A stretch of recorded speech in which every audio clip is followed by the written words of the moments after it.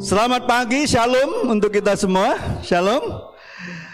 Sebelum saya menyampaikan firman Tuhan, saya mau menyambut untuk orang yang baru pertama kali datang ke jemaat ini. Angkat tangan di tempat saja. Nanti boleh kenalan yang lain. Wah, ada satu brother di sini. Oh, beri tepuk tangan dong Pak gitu. Ya, nanti boleh kenalan ya sama brother kita yang terkasih. Ya, nanti kenalan sendirilah namanya siapa. Kalau saya yang nyebutin nggak seru lagi nanti. Welcome, tidak ada orang asing di rumah Tuhan. Semua adalah keluarga Allah. Semua adalah saudara seiman. Dari latar belakang apapun kita, dari suku bangsa manapun kita harus percaya ketika kita ada di rumah Tuhan, kita ini keluarganya Tuhan. Amin. Tidak memandang status apapun, semua kita sama di mata Tuhan. Amin. Pagi hari ini saya akan melanjutkan terus tema bulan ini tentang pola hidup orang percaya. Dan pagi hari ini saya mau membagikan tentang pola hidup takut akan Tuhan. Dan kenapa kita perlu hidup takut sama Tuhan. Dan apa keuntungannya? Kalau kita nggak takut sama Tuhan, berarti kita takut sama siapa? Kalau kita nggak takut sama Tuhan, kita takut sama siapa jadinya? Kalau nggak takut sama Tuhan, yang balikannya sama hantu. Kalau nggak sama hantu, ya sama manusia. Ya. Dan kalau kita takut dengan hal-hal yang bukan dari Tuhan, hidup kita jadi celaka. Hidup kita seperti orang terkutuk. Hidup kita menjadi orang-orang yang tidak akan mengalami masa-masa kebaikan dari Tuhan. Jadi penting sekali, kita bukan hanya percaya kepada Yesus. Sebagai orang Kristen kita harus terus belajar hidup takut akan Tuhan. Amin. Takutlah sama Tuhan. Ya. Takut akan Tuhan bukan artinya Tuhan itu suka nakut-nakutin kita. Halo. Bilang sama sebelahmu. Takut akan Tuhan itu bukan karena Tuhan nakut-nakutin kita. Ya, Tuhan gak pernah nakut-nakutin kita. Tuhan itu ingin mengasihi kita. Tuhan itu ingin memberikan yang terbaik dari apa yang Dia punya. Tuhan itu adalah Bapa kita. Kalau kita yang jahat saja, orang tua yang jahat saja mampu memberi yang terbaik bagi anak-anaknya, apalagi Bapa kita di sorga. Percayalah, Dia mampu, Dia sanggup, Dia bisa memberikan bahkan jauh lebih banyak dari apa yang mampu kita doakan dan pikirkan. Semuanya Tuhan sediakan di dalam nama Yesus. Ya. Saudara harus mengerti, kita ini ditebus sama Bapa di sorga melalui anaknya yang tunggal Yesus Kristus.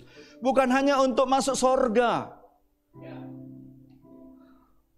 Apa bedanya kita dengan keyakinan yang lain kalau kita ini ditebus hanya untuk masuk sorga?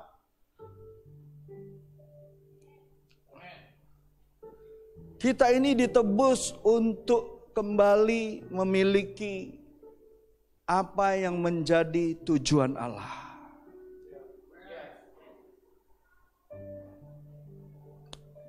Dari sejak semula Tuhan sudah memilih kita.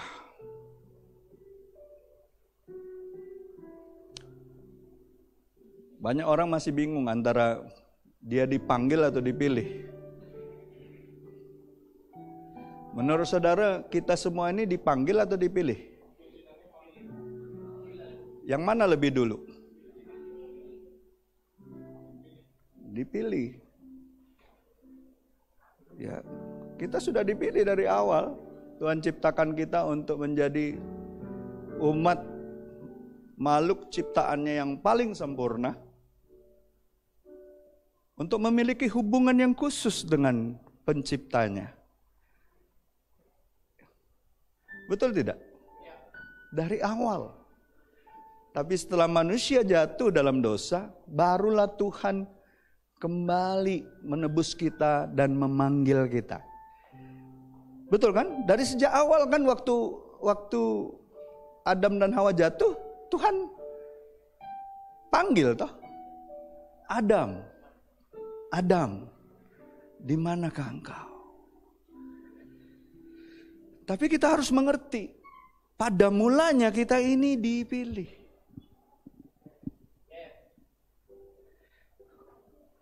Dan percayalah, Tuhan tidak pernah salah pilih. Bilang sama sebelahmu, Tuhan gak pernah salah pilih. Kalau saudara baca surat Korintus, Rasul Paulus tuh bilang kayak gini, Tuhan itu memilih kita bukan karena kita hebat, bukan karena kita pintar, bukan karena kita luar biasa, bukan. Pilihan Tuhan justru dipilihnya dari dunia ini yang bodoh, dibilang. Terus apa? Yang lemah. Terus apa lagi? Yang hina.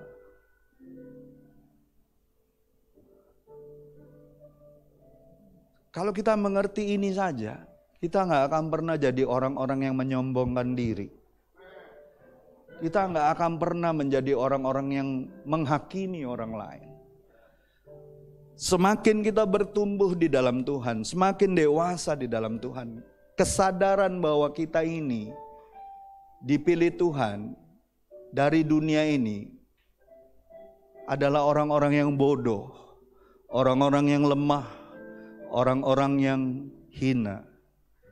Tapi Tuhan mau tebus kita. Tebus itu artinya apa? Buy back, diberi kembali. Ya, kalau nebus harganya lebih mahal ya. Ada yang pernah nggadain barangnya di penggadaian? Kalau nebus kan lebih mahal ya. Betul nggak? Terserah penggadaiannya mau ngasih harga berapa, betul nggak? Betul nggak? Tuhan tebus kita dengan darahnya.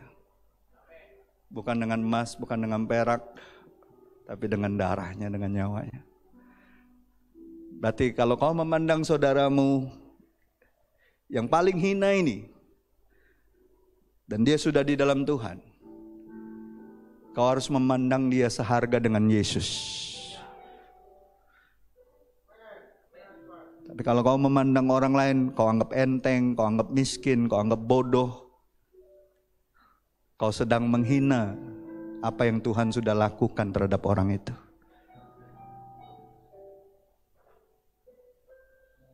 Jadi mulai hari ini kita sebagai satu jemaat, apapun latar belakang kita, sekelam apapun masa lalu kita, seburuk apapun kehidupan kita, ingat, kita dipilih Tuhan dari dunia ini adalah orang-orang yang bodoh, yang lemah, yang hina.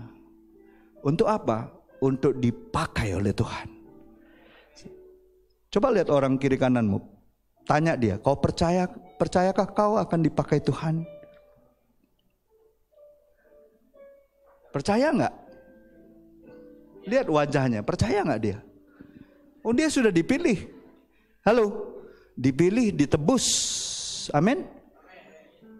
Dan bukan hanya itu, diperlengkapi dengan Roh Kudus. Amin. Bukan hanya itu, Tuhan tunjukkan jalan-jalannya. Amin. Jadi hari ini kita mau belajar. Kenapa kita perlu terus setelah kita percaya Tuhan, kita harus terus jaga hati kita untuk hidup takut akan Tuhan. Bangsa ini nggak kekurangan orang pinter.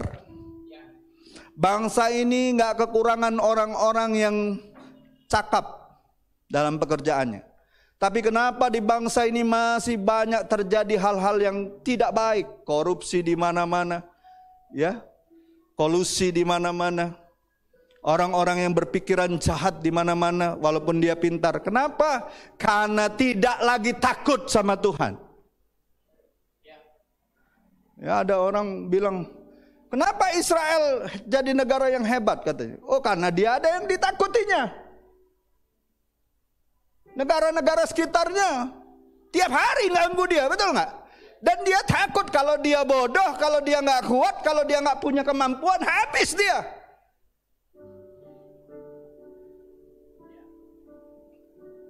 Taiwan kenapa bisa jadi negara maju walaupun dia kecil? Karena ada Cina yang dia takutin. Halo. Nah Indonesia, nggak ada yang dia takutin, Tuhan aja nggak dia takut.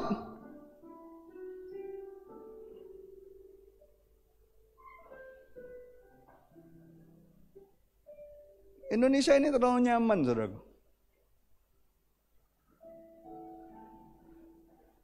Jadi mari dengan keadaan kita yang saat ini sedang mengalami banyak pergumulan, buatlah kita semakin sadar kita harus takut sama Tuhan.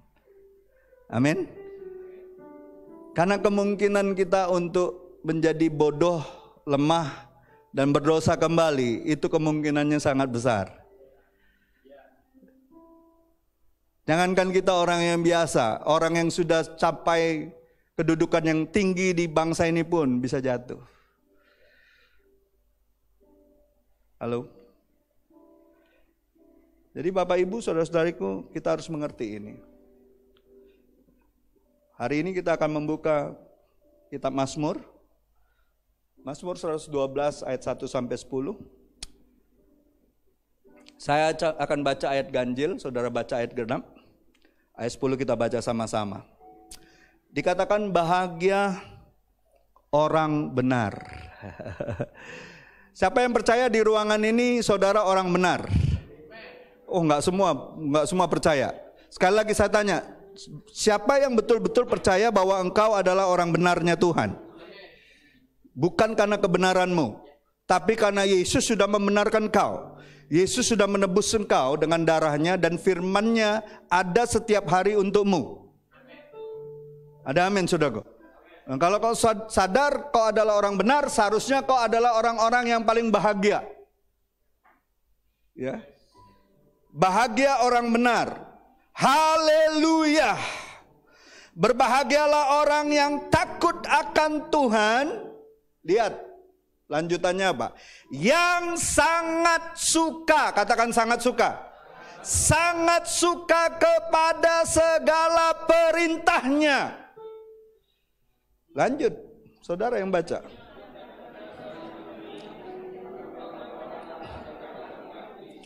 Harta dan kekayaan ada dalam rumahnya, kebajikannya tetap untuk selamanya.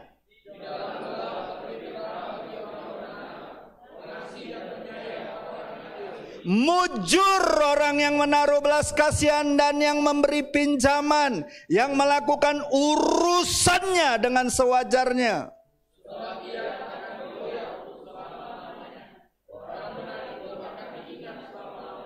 Ia tidak takut kepada kabar celaka, hatinya tetap teguh, hatinya tetap penuh kepercayaan kepada Tuhan.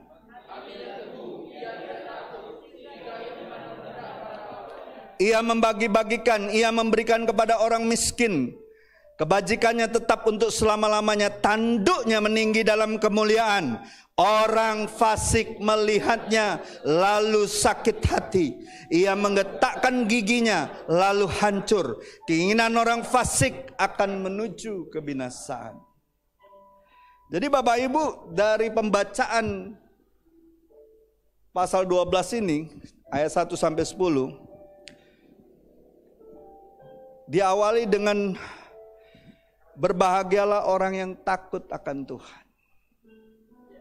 Sering kan dengar kata takut akan Tuhan? Sering nggak mendengar kata takut akan Tuhan? Tetapi mengapa kita harus hidup takut akan Tuhan? Mengapa harus demikian? Tentunya kita harus pahami seperti tadi dari awal saya sudah katakan, Tuhan itu bukanlah Tuhan yang menakut-nakuti kita. Tetapi takut akan Tuhan itu artinya kita memberi hormat, kita patuh sama Tuhan, kita taat kepada Tuhan yang kita sembah, karena memang Dia Tuhan. Ada amin gak saudara? Mana lebih mulia saudara dan saya dibandingkan dengan hewan? Mana lebih mulia saudara dan saya dibandingkan seluruh ciptaan jagat raya ini? Mana yang lebih mulia? Semua diciptakan hanya dengan berfirman. Tapi saudara dan saya diciptakan Tuhan dengan tangannya. Bahkan dihembuskan ruah, nafas kehidupan, rohnya sendiri. Yang lain tidak seperti itu. Tapi sayang, manusia yang katanya lebih mulia dari segala ciptaan Tuhan yang lain, seringkali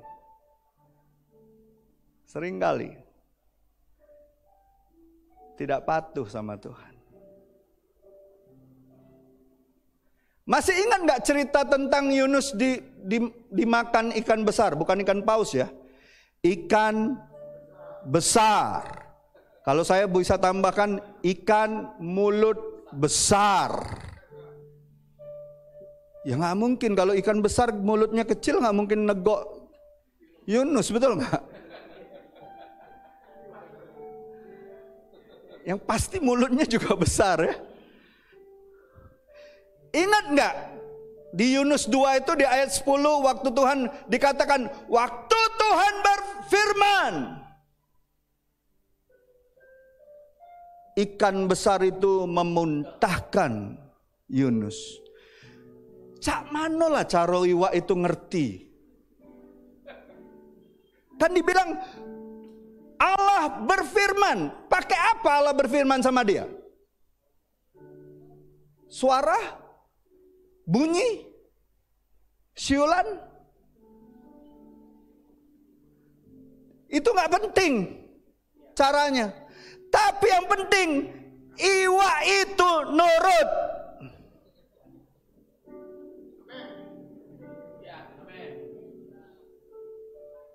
Nurut gak ikan itu?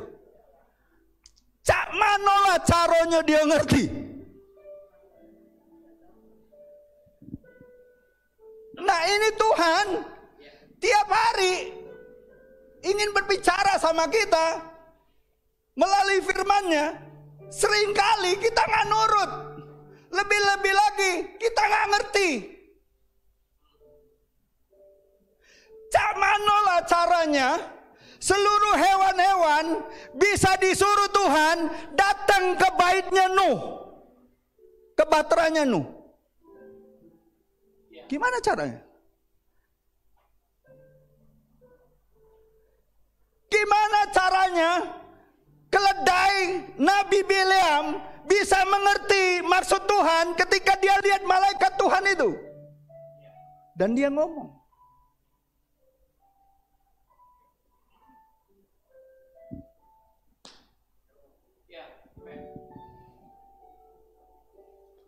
Makanya Amsal katakan apa?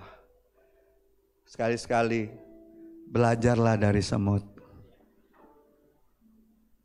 Belajarlah dari pelanduk. Mereka ciptaan yang lebih rendah dari manusia. Tapi seringkali Alkitab mencatat, mereka kok bisa lebih mengerti maksud Tuhan daripada kita yang katanya lebih mulia. Kenapa? Kenapa seperti itu? Karena manusia seringkali kita bebal karena dosa. Seringkali kita gak takut sama Tuhan. Itu hewan ya. Baca Markus 4 ayat 19. Waktu murid-murid teriak, oh ada badai, ada angin kencang, ada gelombang, Tuhan kami hampir binasa. Tuhan tegak dan dia bilang, diam, tenanglah.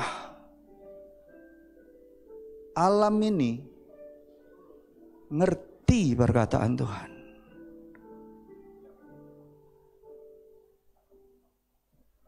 Tapi seringkali Tuhan sudah tegur kita berkali-kali. Tegur kita dengan keras.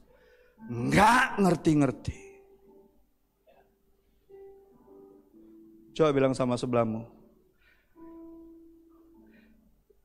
Itu aku.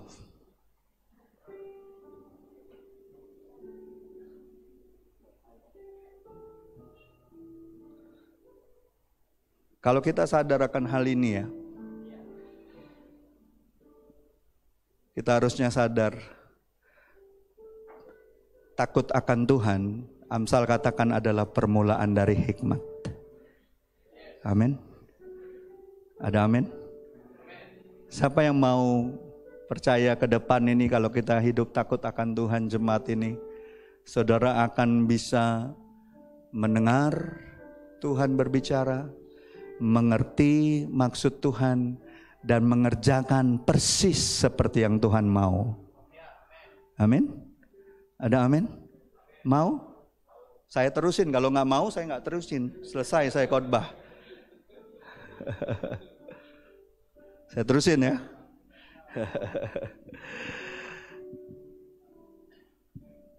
Jadi orang yang takut akan Tuhan adalah orang yang mau belajar taat, mau belajar menghormati Tuhan, mau belajar untuk patuh sama Tuhan. Dan yang lebih luar biasanya ayat 1 ini dikatakan apa? Tanda orang yang takut sama Tuhan. Apa ciri utamanya orang yang takut sama Tuhan? Coba baca sekali lagi ayat 1 itu. Sekali lagi, haleluya. Berbahagialah orang yang takut akan Tuhan, yang sangat suka akan segala perintahnya. Itu berbicara apa? Firman-Nya. Amin. Ada kata sangat suka. Coba rangkul kalau brother sama brother, sister sama, kau sangat suka gak sama firman Tuhan?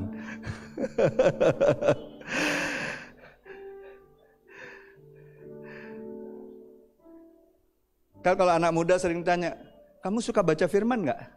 Kalau dia bilang, aduh masih bolong-bolong, atau sekali-sekali kadang-kadang lupa, berarti dia belum takut sama Tuhan.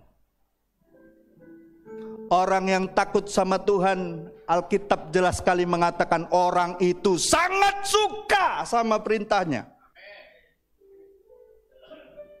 Sangat suka itu seperti apa sih? Siapa di sini punya makanan kesukaan? Sangat suka dengan makanan itu. Ada nggak yang punya makanan yang sangat saudara sukai? Ada nggak? Pura-pura nggak tahu ini. Berapa hari yang lalu ada pertemuan PGLI di sini. Perdana tahun ini. Karena kita sudah 2 tahun nggak bersekutu aras PGLI di sini. Kita sudah siapin nasi, sudah siapin kue, sudah siapin semua makanan supaya menyambut hamba-hamba Tuhan ini untuk nanti selesai pertemuan, selesai ibadah sama-sama kita makan sama-sama fellowship. Tiba-tiba ada satu brother saya hamba Tuhan yang punya usaha pempek di kota ini. Dan sangat terkenal pempeknya itu. Datang bawa pempek ratusan ditaruhnya di belakang tak. Selesai acara, nasi nggak disentuh, kue nggak disentuh.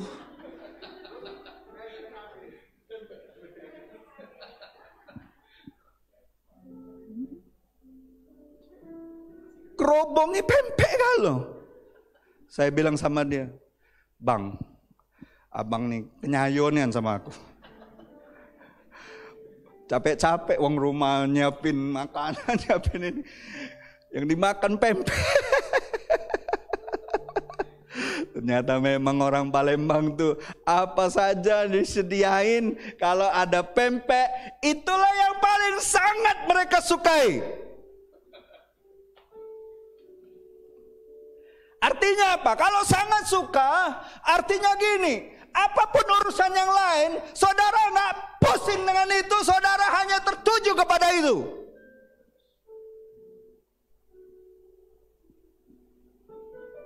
Ingat gak waktu dulu lagi pertama kali jatuh cinta? Yang sudah berkeluarga, yang belum berkeluarga juga pasti punya adalah pengalaman. Kalau lagi jatuh cinta itu, dak ngelihat uangnya lewat depan rumahnya jadilah. Karena saking sukanya sama orang tersebut.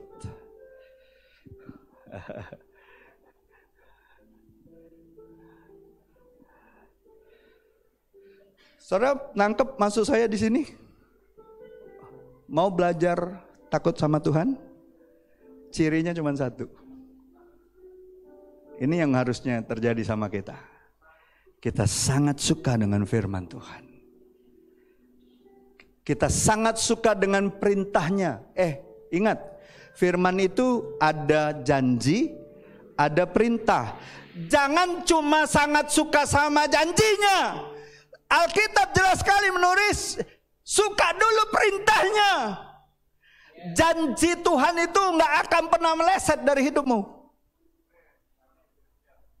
Apa yang Tuhan sudah janjikan, ya dan amin. Kalau kita tahu di dalam firman Tuhan itu ada janjinya, kau taat sama perintahnya, percayalah. Firman itu ya dan amin. Akan terjadi dalam hidupmu. Jangan cuma suka sama janjinya. Banyak orang Kristen ngeklaim terus janji, tapi nggak pernah lakukan perintahnya. Ya susah. Kerjakan dulu perintahnya, maka janjinya akan mengikuti engkau. Lihat firman ini ya.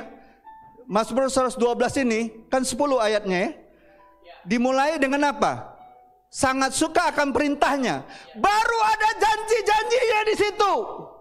Keuntungannya akan mengikuti kita. Halo.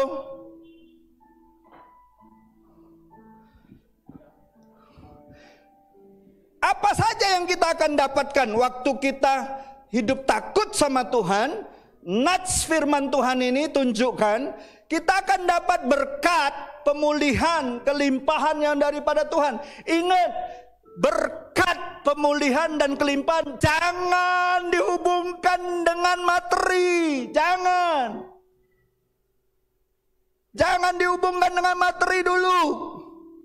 Saudara dan saya sebelum kita nerima materi, Alkitab jelas sekali mengatakan dari Kejadian, belum ngapa-ngapain manusia itu dikatakan Tuhan memberkati mereka. Saudara, apapun yang kau punya atau apapun yang tidak kau punya, bahkan sebelum kau punya apa-apa dalam hidupmu, kalau kau di dalam Tuhan, kau sudah diberkati. Jangan dihubungkan dengan materi. Kristus itulah berkat sesungguhnya. Ini harus kita singkirkan ini. Perkara berkat hanya dengan materi-materi. Kau belum ngapa-ngapain pun Tuhan sudah berkati engkau. Baca Alkitabmu baik-baik. Kenapa banyak orang kulu kilir bergereja? Kulu kilir. Sana kemari. Kenapa? Karena gak ngerti firman Tuhan. Selalu ngomongnya, kalau situ saya gak dapat apa-apa. Kau belum ngapa-ngapain pun Tuhan sudah berkati hidupmu. Pasti pikiranmu hanya berkat materi di sini. Itu yang menghalangi berkat Tuhan sesungguhnya masuk dalam hidupmu. Siapa yang mau berkat Tuhan yang sesungguhnya?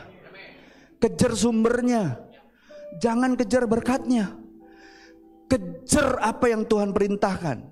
Maka segala sesuatu Tuhan akan tambahkan. Kerajaan Allah itu yang harus kita kejar. Amin. Injil bukan hanya Injil keselamatan. Injil bukan hanya Injil tentang kasih Tuhan. Injil adalah Injil kerajaan Allah. Jangan kau kurangi satu titik iota pun dari firman Tuhan itu. Firman Tuhan haruslah holistik, lengkap. Berkat itu juga harus lengkap. Bicaralah tentang berkat itu yang sebenar-benarnya. Kita lihat, apa saja sih yang Tuhan sediakan kalau kita hidup sangat suka kan firman-Nya, hidup takut. Mulai Tuhan kasih hikmat untuk percaya, suka sekali dengan firman-Nya, renungkan siang dan malam, lakukan. Kalau sudah kita alami, kita ceritakan kepada banyak orang. Amin. Apa saja yang pertama? Yang pertama, berkat keturunan ilahi.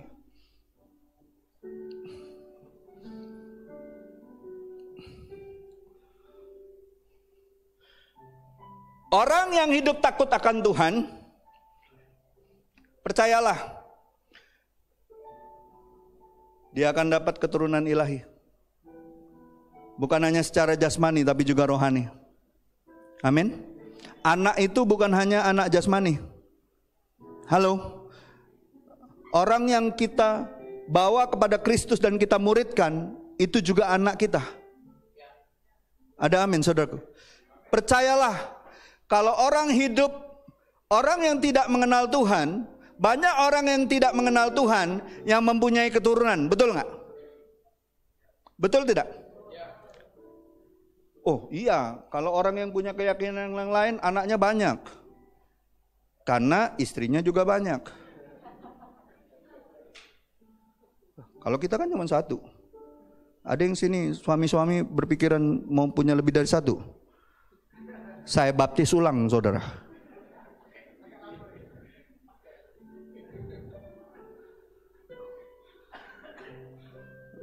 Mereka punya banyak keturunan, betul? Tapi saya mau kasih tahu, cuma orang-orang yang takut akan Tuhan yang akan punya keturunan ilahi. Artinya keturunanmu juga akan hidup takut akan Tuhan. Kalau mereka belum tentu. Kalau nggak dapat anugerah daripada Kristus belum tentu. Ya. Jadi keturunan saudara dan saya yang takut akan Tuhan itu menjadi keturunan yang ilahi. Dan Alkitab katakan apa? Ayat 2 itu. Keturunan ilahi itu bukan hanya dia jadi takut sama Tuhan juga, tapi dia akan apa? Dia akan apa? Dia akan perkasa. Artinya dia akan melebihi generasi sebelumnya. Saudara mau keturunan saudara orang yang lemes-lemes, yang letoy-letoy, yang gak berdaya menghadapi tantangan dunia yang makin hari makin jahat ini? Saudara mau gak anak-anakmu perkasa? Saudara mau gak anak-anakmu berkemenangan? Saudara mau gak anak-anakmu diberikan kekuatan menghadapi tantangannya di masanya kelak? Bukan anak-anak yang malas, bukan anak-anak yang lemah, bukan anak-anak yang akhirnya, maaf ngomong, jadi generasi pelangi. Hati-hati. Kita mau, baik dia pria maupun wanita, mereka perkasa. Tidak ada di tengah-tengah.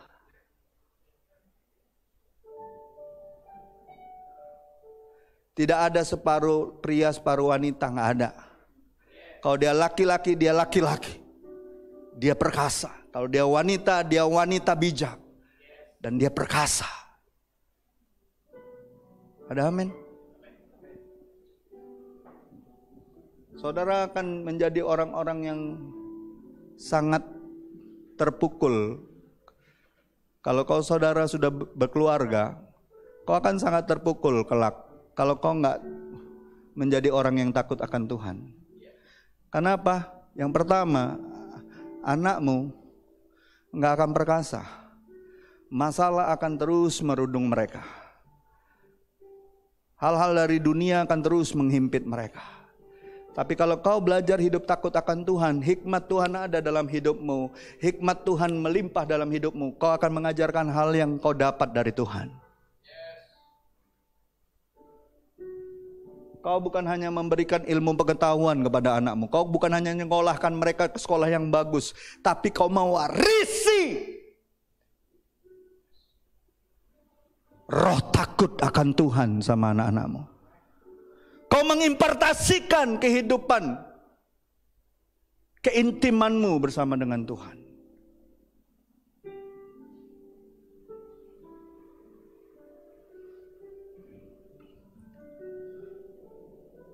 Hati-hati saudaraku, hari-hari ini semakin jahat. Hati-hati. Saya lihat data statistik. Itu kaum yang sebelah itu bukan hanya yang berbeda keyakinan, tapi yang mencoba menggerus kekristenan dengan nilai-nilai dunia ini. Itu setiap tahun bertambah 10 sampai 15%. Tantangan anak-anak kita akan menjadi lebih sulit. Kalau kita nggak ajar hidup takut sama Tuhan, jangan kaget kalau anak-anakmu terhilang nanti. Hati-hati. Dimulai dari siapa? Kita. Alkitab sudah memperingatkan dari sejak awal. Ingat peristiwa Sodom dan Gomora. Ingat Lot, sebagaimana Lot ketika orang-orang itu datang ke rumahnya, ingin mengambil malaikat yang menjadi manusia itu. Dan ingin, ingin memperkosa mereka. Apa yang dibilang sama Lot? Ambil aja anak-anakku. Bagaimana hidup orang tua model seperti itu? Mengerikan. Mengerikan. Karena Lot sudah menjauh daripada Tuhan. Lot hidup di lingkungan orang-orang yang tidak takut sama Tuhan. Lot hidup di lingkungan orang-orang fasik yang tidak mengenal Tuhan. Lot memisahkan diri dari pamannya yang adalah orang beriman. Makanya nilai-nilai dia tergerus. Hati-hati saudaraku. Ini peringatan bagi kita semua. Saya lebih baik seperti Musa membela anak-anak ataupun generasi berikutnya. Tuhan, daripada mereka binasa, hapuskan saja namaku dari buku kehidupan. Kita punya tanggung jawab yang berat untuk generasi berikutnya. Nggak main-main. Makanya belajarlah hidup takut sama Tuhan. Dimulai dari apa? Sangat suka sama firman Tuhan. Itu yang pertama. Yang kedua, apa yang dikatakan? Ada berkat apa? Berkat harta kebahagiaan dalam keluarga. Ayat 3 katakan apa? Ayat 3 itu? Ayat 3-nya bunyinya seperti apa? Harta dan kekayaan ada dalam rumahnya, kebajikan tetap untuk selama-lamanya. Dalam bahasa aslinya, kekayaan itu, kata yang digunakan itu adalah kekayaan. Kekayaan itu dalam bahasa aslinya, ya, ini juga berarti harta yang terukur maupun juga berbicara kebahagiaan jiwa. Keluarga yang takut akan Tuhan, di dalam keluarga itu ada kebahagiaan dan ada damai sejahtera. Itulah harta yang paling utama dulu. Bukan benda, bukan materi, jiwa, damai sejahtera, itu jauh lebih penting.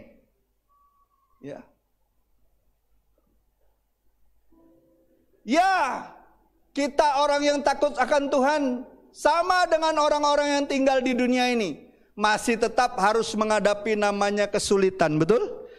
Tapi ingatlah, kalau harta kita adalah kebahagiaan jiwa, maka sukacita Tuhan tidak akan meninggalkan kita.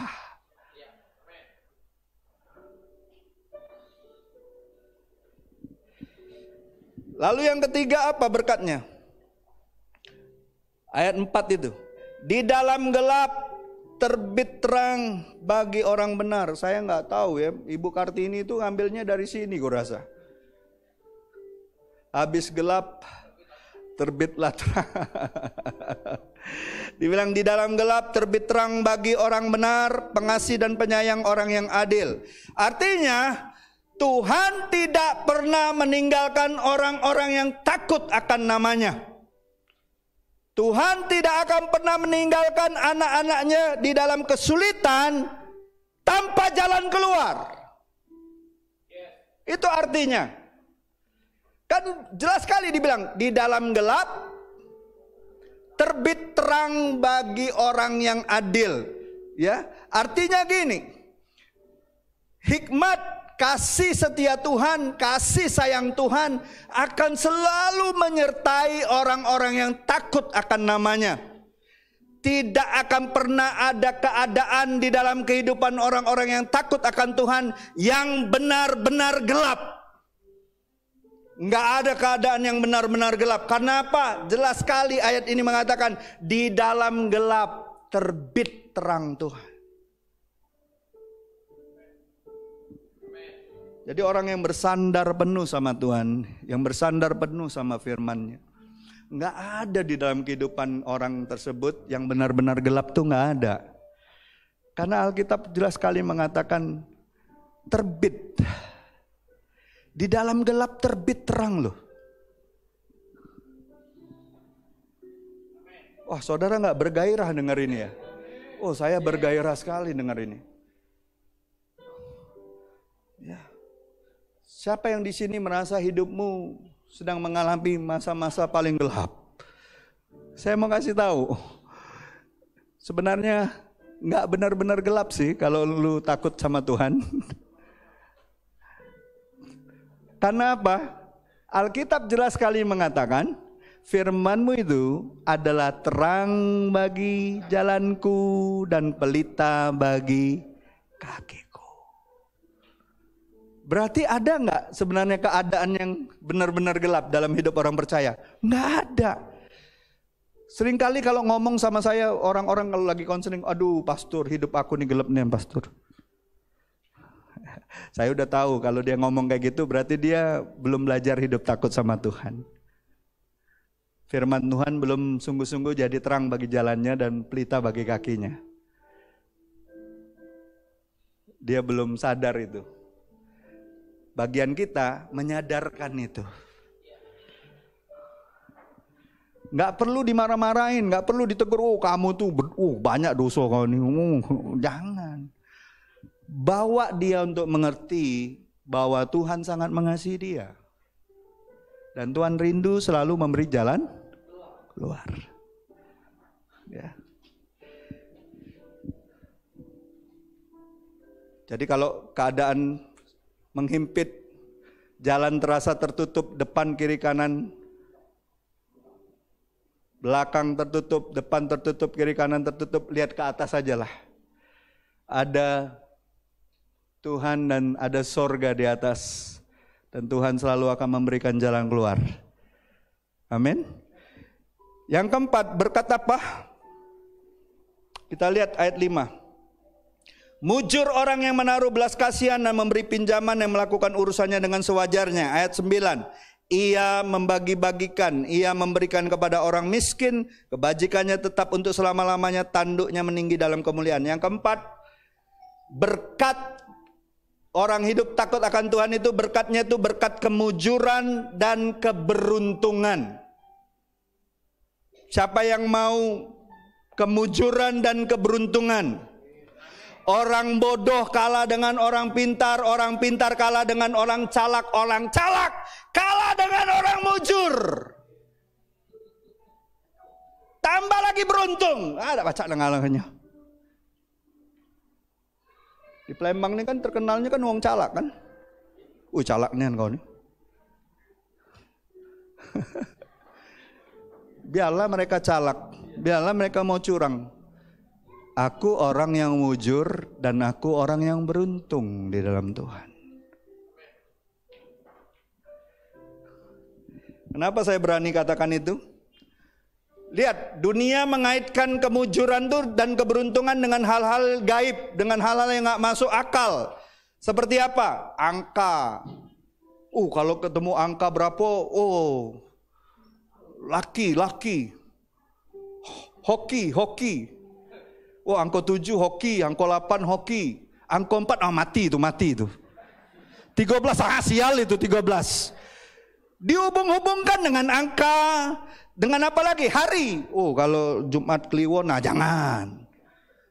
Selasa Pahing, hati-hati.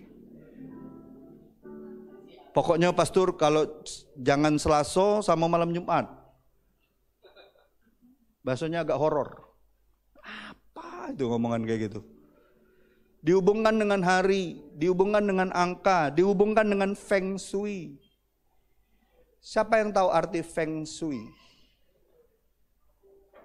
Apa itu Feng Shui? Feng itu apa, Pak?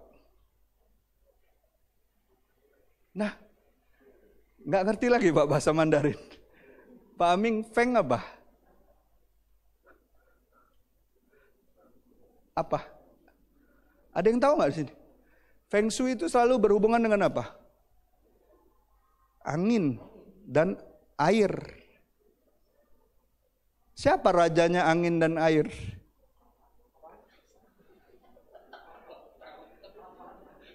Cuma Tuhan Yesus yang bisa mengendalikan angin dan air. Badai, tenanglah. Badai itu angin kecil apa angin besar? Gelombang itu air kecil apa air besar? Mestinya bawa kematian ya. Untuk perahu murid-murid Yesus ya.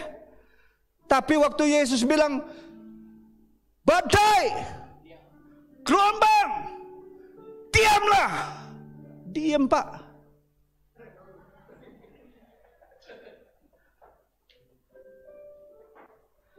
Apapun yang menjadi orang yang mengatakan bahwa hidupmu sial, hidupmu penuh dengan badai, badai yang menakutkan, hidupmu penuh dengan kesengsaraan, hidupmu penuh dengan gelombang-gelombang yang akan menghanyutkan kau. Percayalah, Yesus di depan kau berdiri dan akan mengatakan diam.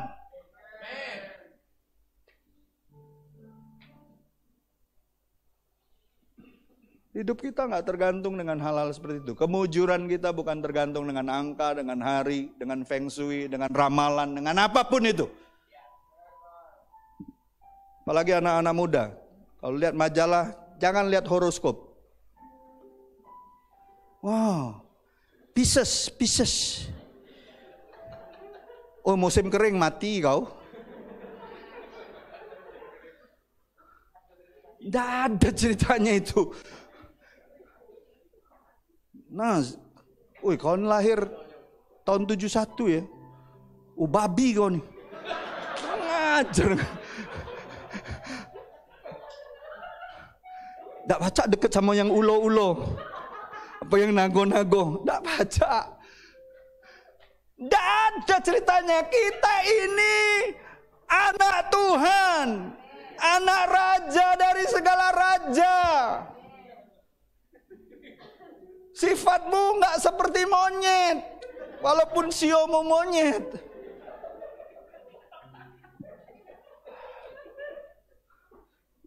Ya sekedar tahu aja lah itu budaya nenek moyang kita ya, kadang-kadang dikaitkan seperti itu. Tapi kalau kita sudah di dalam Kristus, kita ini raja walinya Tuhan.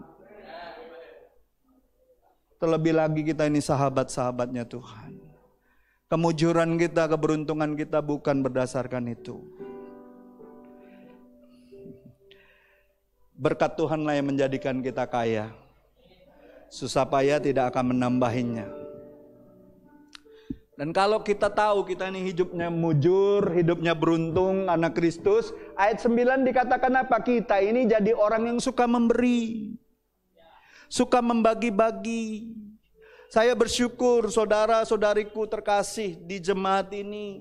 Saya menemukan banyak hati-hati orang yang tahu bahwa hidupnya itu mujur, hidupnya beruntung. Saudara adalah orang-orang yang suka memberi. Saya sangat bersyukur walaupun saya mengembalakan jemaat yang kata orang masih seperti ini. Tapi saya mendapati banyak orang di dalam jemaat ini punya hati yang sadar bahwa hidupnya itu beruntung. Aku diberkati, aku dilimpahi. Amin. Karena diberkati, karena dilimpahi kita berani memberi. Ayat 9 kan katakan itu. Tidak ada orang Kristen yang terlalu miskin untuk berbagi. Kalaupun kau nggak punya uang, kalaupun kau nggak punya apa-apa, kau punya tangan untuk menolong. Kau punya senyum untuk menyemangati orang lain. Ingat, ketemu perempuan di tengah jalan yang bukan anak Tuhan, hati-hati, senyumnya bisa merobek dompetmu. Tapi kalau senyuman anak Tuhan, baik laki-laki maupun perempuan, percayalah senyumanmu akan membuat orang lain diberkati. Kau disenyumin perempuan atau cowok di mall yang gak kenal Tuhan, dia tuh siap-siap mau merobek engkau. Hati-hati. Kalau ketemu saudara seiman di rumah Tuhan, yang cinta Tuhan, yang hidup takut akan Tuhan, percayalah ketika kau tersenyum, dia dalam masalah, dia dalam keadaan sedih, pasti diberkati.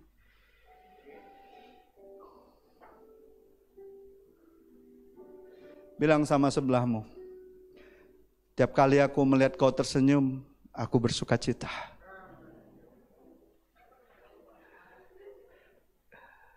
Amin. Seneng gak lihat saudara seiman kita masih bisa tersenyum? Jangan seneng ngelihat orang susah. Jangan susah ngelihat orang seneng. Halo? Alkitab jelas sekali katakan, bersukacitalah dengan orang yang bersukacita. Amin.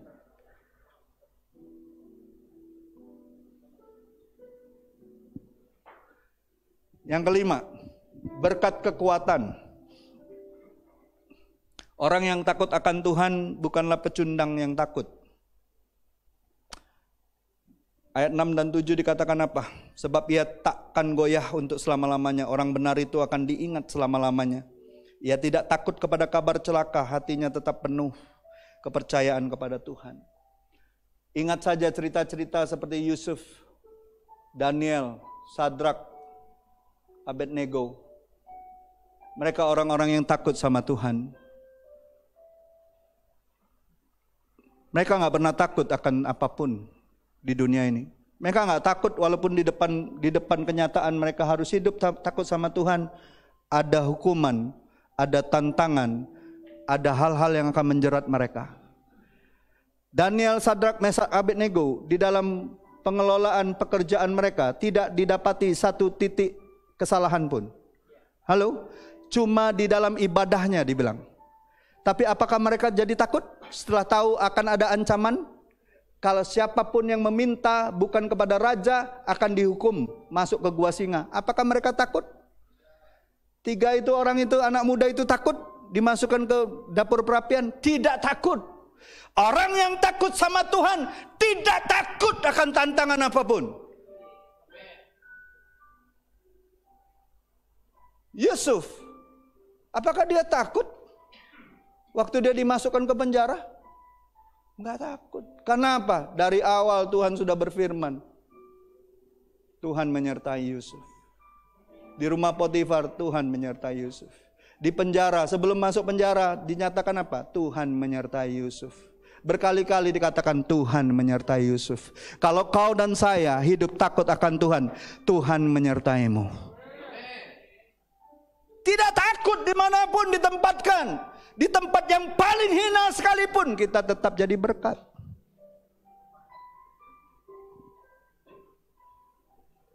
Bahkan ketika dilupakan orang, Tuhan gak pernah lupa sama kita. Siapa yang sering sakit hati kalau dilupakan orang? Ini pernah sakit hati. Saya selalu bilang sama Ibu Irma, gitu ya manusia itu ya. Kayak apa ya kalau istilah saya tuh dulu? Kayak nolong anjing gila. Kita tolong, dia gigit. Karena saya memang benar pernah digigit anjing gila. Bukan istilah. Saya pernah kecil, saya umur 6-7 tahun, lihat anjing. Saya nggak tahu itu anjing gila. Kadang-kala kan kita nolong orang juga nggak tahu kan. orang itu anjing gila apa enggak? Nah, kita nggak tahu, ya nggak sifatnya, betul nggak? Kan karena kita sering kali ini kan tulus kan, tapi Tuhan ajarkan kita jangan hanya tulus, tapi juga harus cerdik. Kalau kau tulus saja, kau akan ditipu banyak orang. Tapi kalau kau cerdik saja, tidak tulus, kau yang nipu banyak orang. Makanya harus balance. Nah saya nggak ngerti, saya tolong. Saya coba kasih makan, kasih minum, saya tolong, saya elus-elus kepalanya. Karena saya piara anjing kan. Digigit, bolong tangan saya. Zaman dulu, tahun 70-an, kan belum ada obat yang betul-betul gimana ya. 46 kali di sini disuntik. Di perut ini.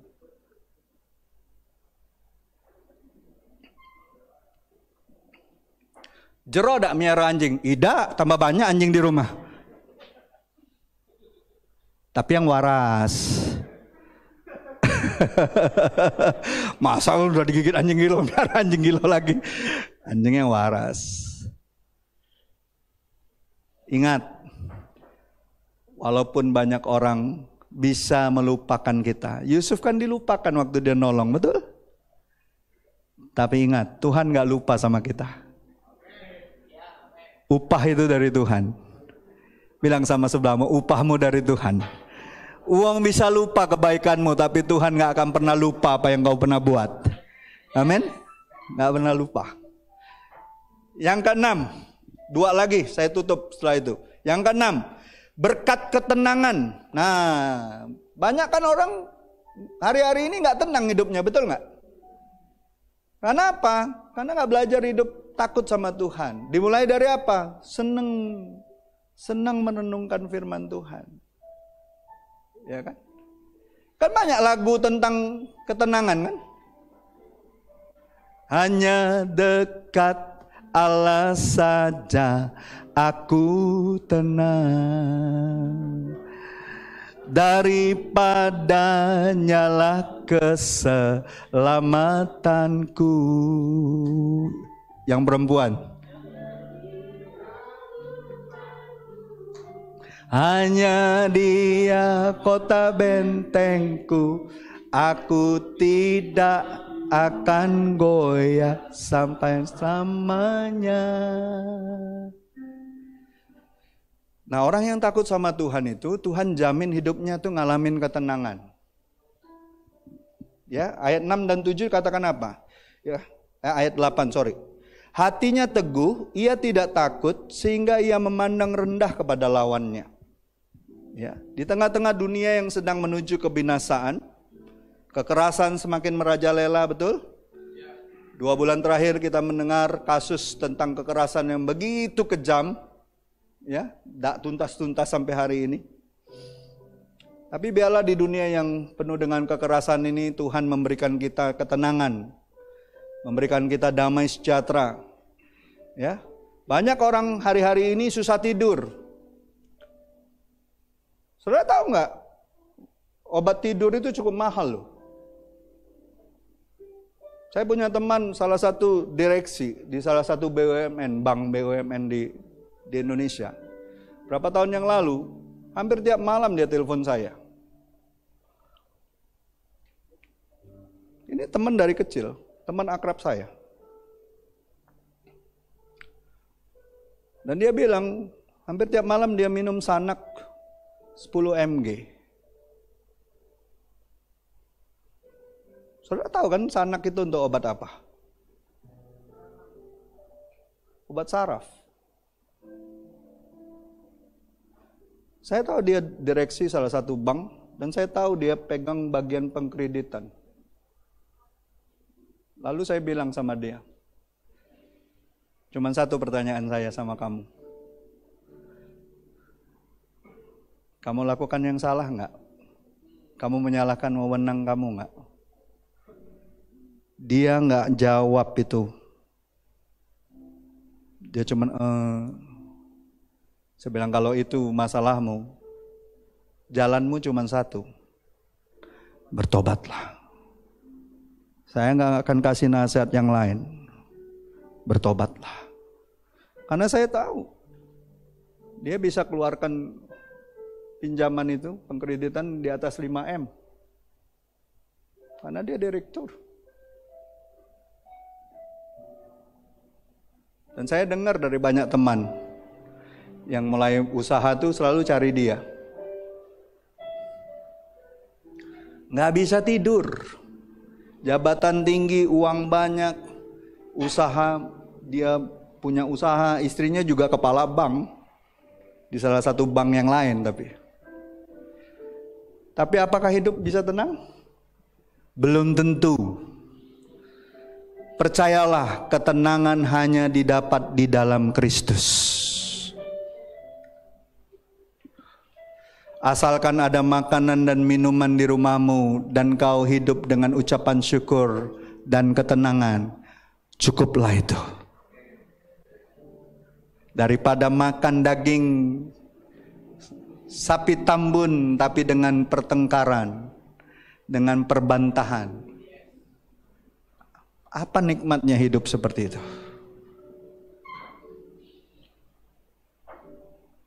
Amin. Yang terakhir, ini penting, ada berkat kekal untuk kita. Dikatakan ayat 10, orang fasik melihatnya lalu sakit hati. Lihat, orang fasik itu saudara jangan kaget kalau orang yang tidak takut sama Tuhan akan membenci saudara dan saya. Sakit hati mereka ngelihat kita. Karena apa? Karena kita punya berkat yang mereka nggak punya.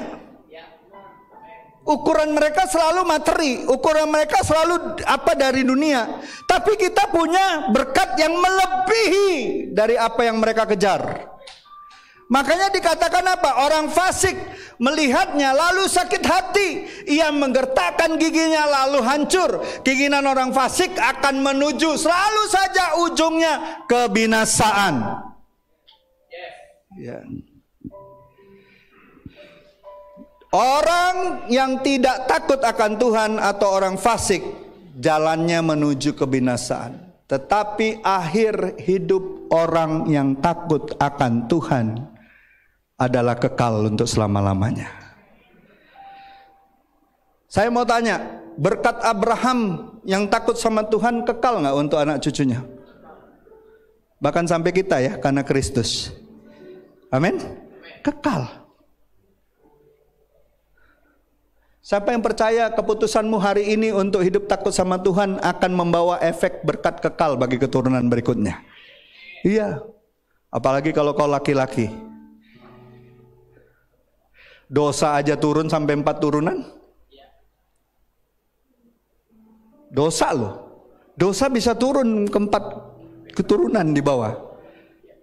Dosa bapak-bapak turun sampai ke anak cicitnya. Tidak dibilang dosa ibu-ibu. Emak-emak militan bagaimanapun dia, nggak turun dosanya sampai anak cucunya. Tapi bapak-bapak, hati-hati.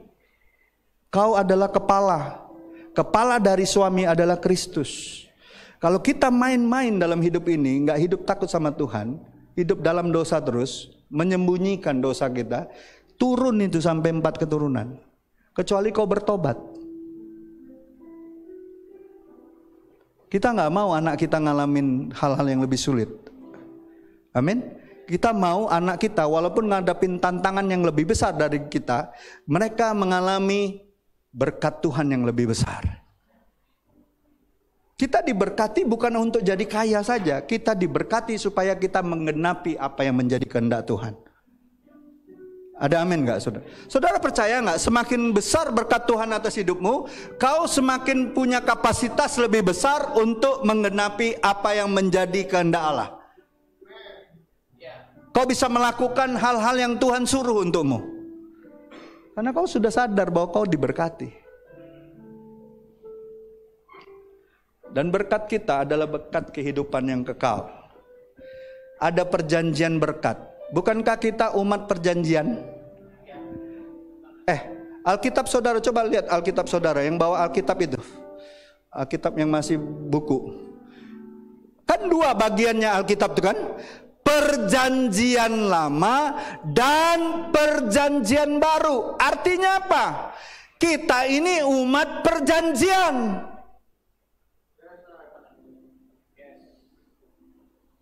Kekal nggak? Perjanjian Tuhan sama kita kekal nggak?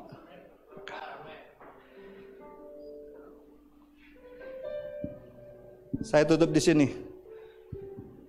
Takut akan Tuhan itu bukanlah suatu yang mudah. Tetapi bukan hal yang mustahil. Dan semua itu adalah pilihan kita. Kita kan diberikan kebebasan untuk memilih, betul nggak? Mau hidup takut akan Tuhan atau tidak? Jikalau saudara dan saya mau, saya percaya kalau kita mau hidup takut akan Tuhan, Tuhan pasti beri kita kemampuan untuk berjalan di dalam pilihan kita tersebut. Sama seperti yang Dia lakukan kepada pahlawan-pahlawan iman yang kita baca di Alkitab. Ketika mereka mengambil keputusan untuk taat dan takut sama Tuhan, Tuhan yang memampukan mereka untuk berjalan dengan iman. Amin. Ayat terakhir saya baca untuk saudara, renungkan baik-baik. Israel umat pilihan Tuhan? Ya? Saudara dan saya umat pilihan Tuhan? Berarti sama nggak ayat ini berlaku juga sama kita? Kita baca, saya baca sekarang. Maka sekarang, kapan? Sekarang. Hai orang-orang Israel, apakah yang dimintakan daripadamu oleh Tuhan Allahmu, selain dari takut akan Tuhan Allahmu, hidup menurut segala jalan yang ditunjukkannya, mengasihi Dia, beribadah kepada Tuhan Allahmu dengan segenap hatimu, dengan segenap jiwamu, berpegang kepada perintah dan ketetapan Tuhan yang kusampaikan kepadamu hari ini, supaya baik keadaanmu.